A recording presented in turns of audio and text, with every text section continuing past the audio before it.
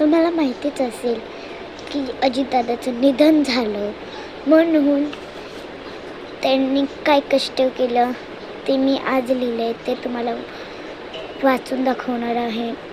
ते तुम्ही ऐकणार, ते तुमच्या मनाला दुःख लागणार.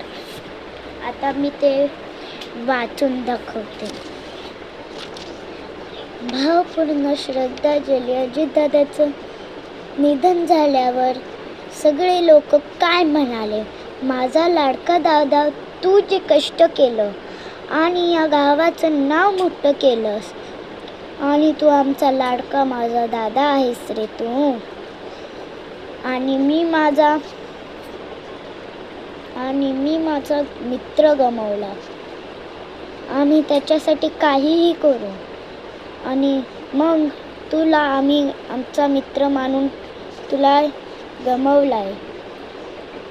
माझा मित्र माझ्या बाजूला, माझा दादा.